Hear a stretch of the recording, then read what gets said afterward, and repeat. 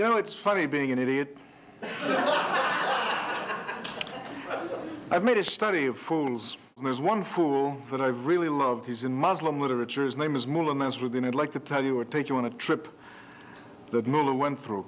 Now, it's bad to call him a fool because he's really the simplest of men. We call them simpletons and think of them in negative terms. But really, the simplest of men have the opportunity of becoming great leaders, great teachers, or great fools. Now, Mullah decided this great fool was going to be a teacher. And he was teaching in this village, and the people from the next village came to him. And they came up to his house, and they came in the door, and they said, "Oh, Mullah, wondrous one, would you please come to our village and teach us? We really want to learn. 2 o'clock Sunday, everyone will be there, the whole village square. Please come." And Mullah thought about it. He said, "I'll be there." And so the next Sunday, at 2 o'clock, into this crowded square in a festive mood, the Mullah danced, dancing his little dervish dance. And he came in, and he looked around, and he saw the crowd, and he went up onto the podium with his bare feet, and he raised hands to both sides, and he said, "Oh, people, do you know what I'm about to tell you?" And a wise guy in the house yelled out, "No!" And his smile fading, the Mullah dropped his hands to his side and said, "Well, I don't wish to address such an ignorant crowd." And he danced off through a very hostile, very angry crowd. Well, they came to his house that night and they said, "Mullah, you're a wonderful teacher. We're very sorry about that rowdy, but we've got him under control. Next week, Sunday, 2 o'clock, please come. Word of mouth is fantastic.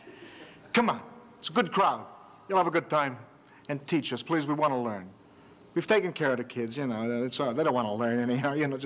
He says, "I'll be there. Tuesday, 2 o'clock.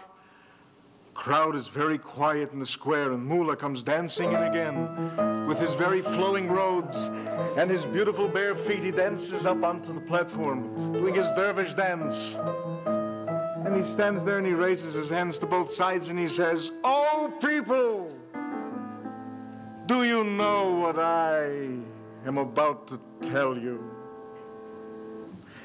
And this time a wise man who was selected by the village stood up and he said, "Yes? Yes?"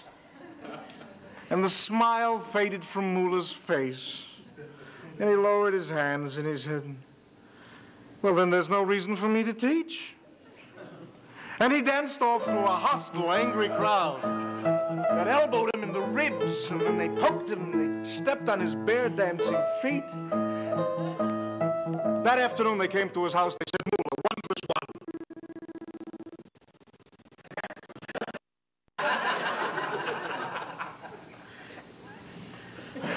you're a wonderful teacher. You're a great teacher. We really want to learn. To show you how much we want to learn, the whole village is going to be there next Sunday at 2 o'clock, and you're going to come and teach.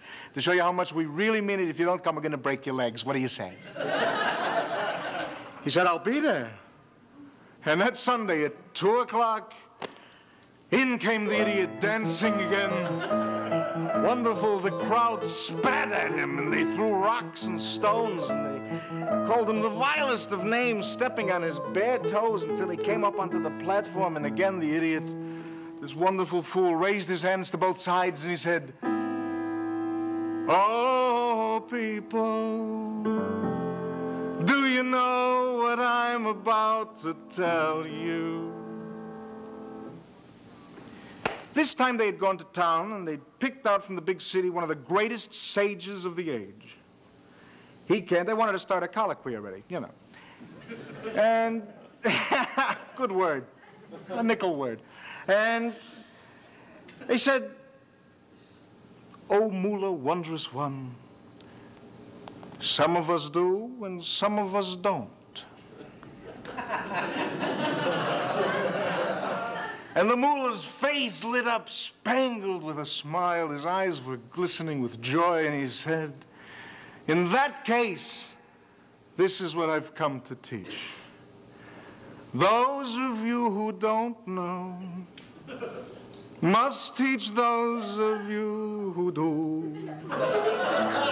And he danced away. And as he danced through the crowd, everyone raised their voices as one and said, "Oh, that's the story."